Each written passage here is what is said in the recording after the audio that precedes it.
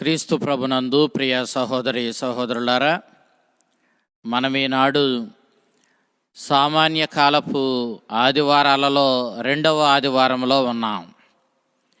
ఈనాటి దివ్య గ్రంథ పఠనాలు మనం చూసినప్పుడు మొదటి పట్టణము యెషయా గ్రంథము 49వ అధ్యాయం 3వ వచనము మరియు 5-6 వచనాలు.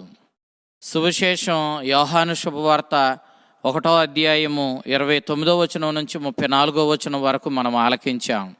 బబిలోనియా ప్రవాసంలో ఉన్నప్పుడు యెషయా ప్రవక్త యోధ ప్రజలను ప్రోత్సహిస్తూ దేవుడు వాగ్దానం చేసిన మెస్సయ్యను తప్పకుండా మీ మధ్యకు పంపిస్తాడు, మీరు నిరాశ చెందకండి, మీరు ధైర్యంతో ఉండండి, ఆ రక్షకుడు వచ్చి మిమ్మలను తప్పకుండా ఆదుకుంటాడు, మీకు మంచి రోజులు ప్రసాదిస్తాడు, అతడు మిమ్మలను రక్షించి దేవుని రక్షణానుగ్రహాలతో మిమ్మలను నింపి మిమ్మలను మీ బిడ్డలను, ఆ మాటికి వస్తే సమస్త మానవాళిని రక్షించే ఆ దైవ సేవకుడు, ఆ మెస్సయ్య రానై ఉన్నాడు, మీరు ధైర్యంతో ఉత్సాహాన్ని తెచ్చుకోండి అంటూ క్రీస్తు పూర్వం 600 సంవత్సరాల క్రితం రెండవ యెషయా చెప్పినటువంటి ప్రవచనాన్ని మనం ఆలకిస్తూ ఉన్నాం. ఈ దైవ సేవకుడు దేవునికి పరిపూర్ణమైన విధేయత కలిగి జీవిస్తాడని, అతడు అనేక శ్రమలను సహిస్తాడని, అతడు బాధామయ సేవకుడిగా ఆ దేవుని చిత్తానికి విధేయుడై జీవించడం ద్వారా అతడు సమస్త జాతులను దేవుని స్నేహంలోనికి నడిపిస్తాడని, దేవుని బిడ్డలుగా రక్షణ పొందినటువంటి బిడ్డలుగా సమస్త జాతులను దేవుని వెలుగుతో నింపి నడిపిస్తాడని రెండవ యెషయా ప్రవక్త ప్రవచించిన ఈ ప్రవచనాన్ని మనం మొదటి పట్టణంలో ఆలకించాం. మనం ఆదికాండము 12వ అధ్యాయం 1వ వచనం నుంచి 3వ వచనం వరకు మనం చూసినప్పుడు దేవుడు అబ్రహాముకు వాగ్దానం చేశాడు, నీ జాతి నుండే సమస్త జాతులను రక్షించగలిగినటువంటి ఆ గొప్ప వెలుగును, ఆ గొప్ప రక్షణను తీసుకుని వచ్చేటటువంటి ఆ రక్షకుడు జన్మించేలా చేస్తానని దేవుడు వాగ్దానం చేయడాన్ని మనం చూస్తూ ఉన్నాం. యూదులు అనేక వందల సంవత్సరాలుగా ఈ వాగ్దానం నెరవేరుతుందని వాళ్ళు ఆశగా ఎదురు చూస్తూ ఉన్నారు.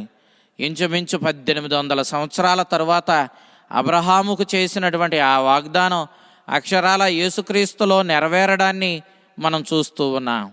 యేసుక్రీస్తుని యొక్క జననం మనం చూచినప్పుడు అతడు తల్లి గర్భంలో రూపొందక మునిపే దేవుడు అతనిని ఎన్నుకొని అతని ద్వారా మానవాళి రక్షణను సాధించాలని ఒక రక్షణ ప్రణాళికను ఏర్పరిచాడు అన్న విషయాన్ని మనం ఆలకించినప్పుడు, గబ్రియేలు సన్మనస్కుడు మరియ తల్లికి మంగళవార్త చెప్పిన సందర్భంలో లోకా శుభవార్త 1వ అధ్యాయం 34వ వచనం నుంచి 36వ వచనం వరకు మనం ఆలకించినప్పుడు, ఇదిగో అతడు పవిత్ర ఆత్మ ఆవరింపు ద్వారా నీ గర్భాన రూపుదిద్దుకొని జన్మిస్తాడు, అతడు దేవుని కుమారుడిగా పిలువబడతాడు, యాకోబు వంశీయులను పరిపాలిస్తాడు, దావీదు సింహాసనాన్ని అలంకరించి సమస్త జాతులకు అతడు రక్షణను తీసుకుని వస్తాడు, అతడు దేవుని కుమారుడిగా పిలువబడతాడు అని చెప్పి గబ్రియేలు సన్మనస్కుడు చెప్పిన ఆ ప్రవచనం మనం ఆలకించినప్పుడు, ఇదిగో యెషయా ప్రవక్త యేసుక్రీస్తుని పుట్టుకకు పూర్వం 600 సంవత్సరాల క్రితం చెప్పినటువంటి ఆ ప్రవచనం క్రీస్తునందు అక్షరాల నెరవేరడాన్ని మనం గమనిస్తూ ఉన్నాం. దేవుడు ఆ దైవ సేవకుణ్ణి మానవాళి రక్షణ సాధించేటటువంటి ఆ రక్షణ కార్యానికి ముందే ఎన్నుకున్నట్లుగా మనం ఇక్కడ గ్రహిస్తూ ఉన్నాం.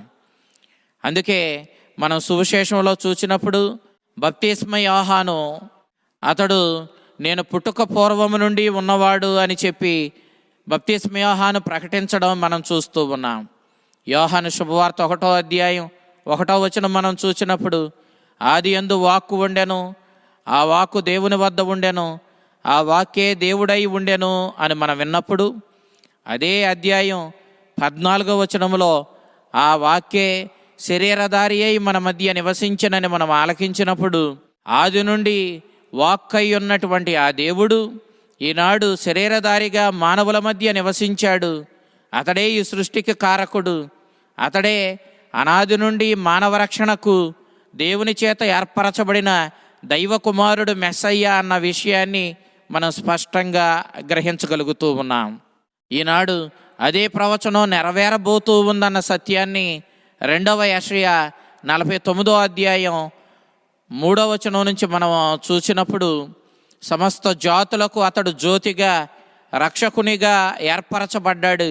ఆ దైవ సేవకుడు అరమాయిక్ భాషలో తాల్యా అంటే 2 అర్థాలు ఉన్నాయి.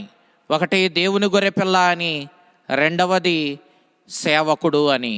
మనం నిర్గమకాండము 12వ అధ్యాయము 7వ వచనం చూసినప్పుడు, దేవుని ఆజ్ఞ మేరకు వధించినటువంటి ఆ పాస్క్వా గొర్రె యొక్క రక్తాన్ని వాళ్ళ గుమ్మాలకు పూసుకొని ఆ రక్త ముద్రల ద్వారా దేవుని ఉగ్రత అయినటువంటి ఆ దేవదూత తెచ్చే మరణం నుండి యూదులు రక్షించబడడాన్ని పాస్క్వా విందులో మనము చూస్తూ ఉన్నాం.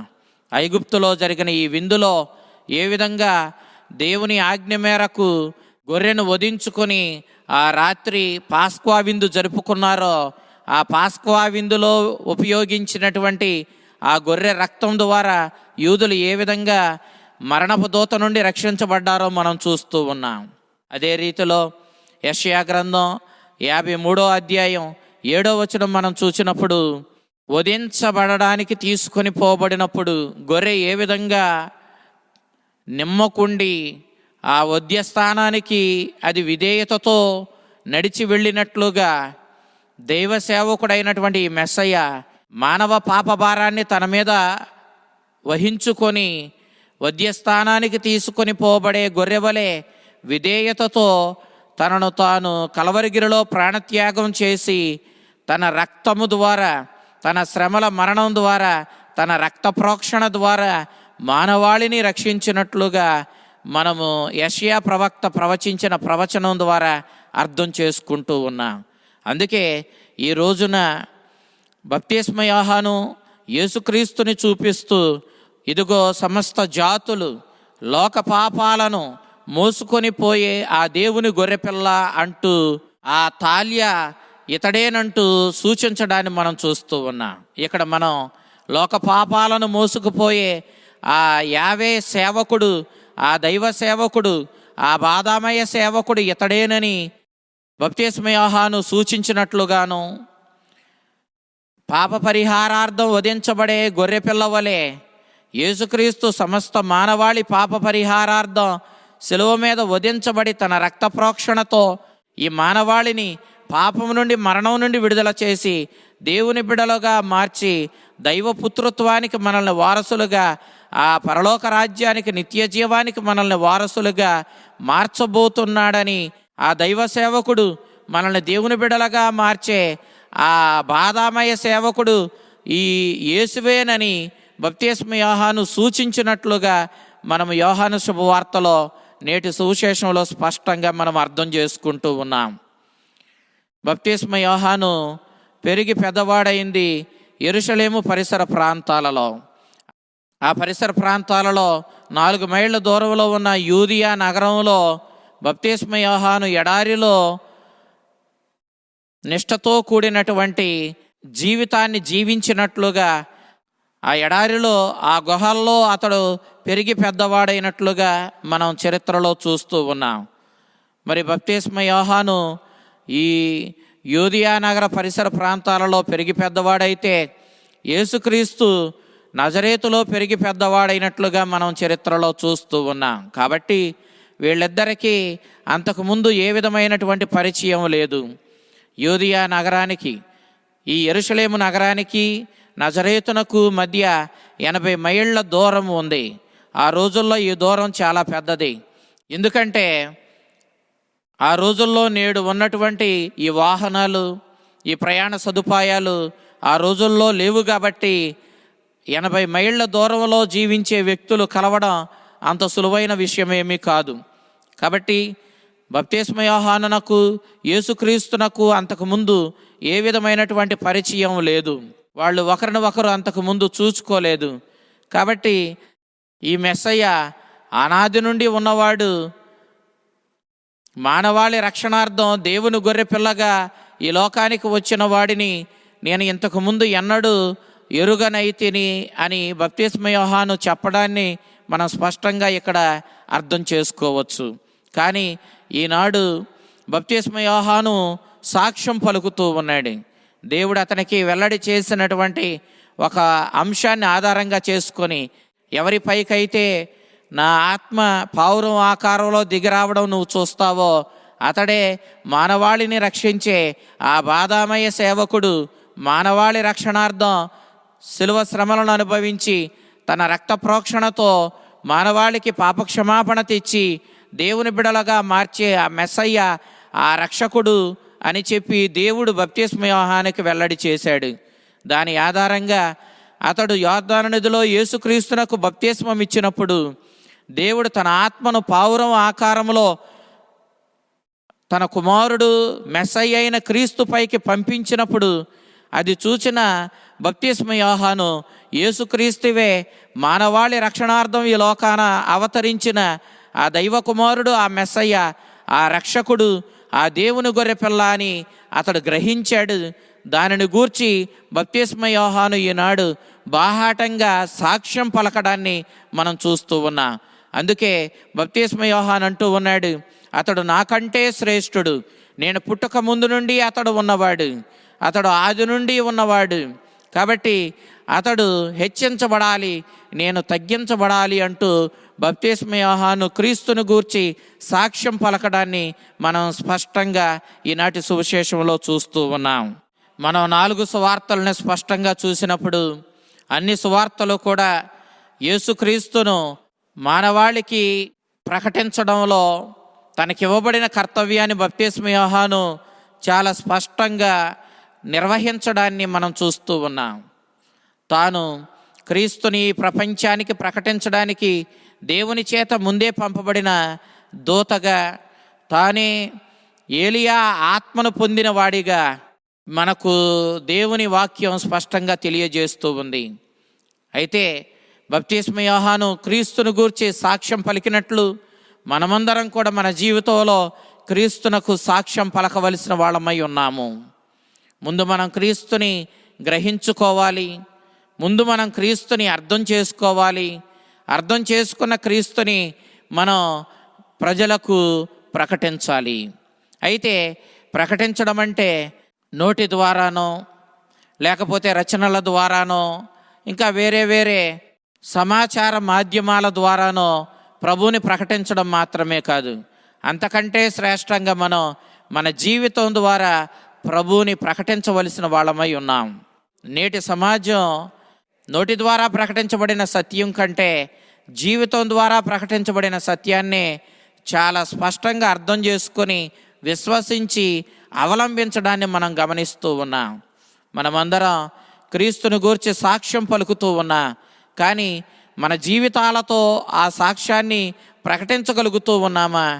ఆ క్రీస్తే లోకరక్షకుడని, మన కోసం ప్రాణత్యాగం చేసి రక్షించిన మెస్సయ్య అని మనం ఎంతగా విశ్వసిస్తూ ఉన్నా, విశ్వసించిన సత్యాన్ని ఎంతగా మన జీవితంలో పాటించగలుగుతూ ఉన్నా, ఎంతగా క్రీస్తుని బాటలో మనం పయనించగలుగుతూ ఉన్నా, ఆ విశ్వసించిన ఆ క్రీస్తుని మన జీవితంలో ఎంతగా అవలంబించగలుగుతూ ఉన్నా అన్న దానిని బట్టి మనం నేటి సమాజాన్ని ప్రభావితం చేయగలుగుతాం.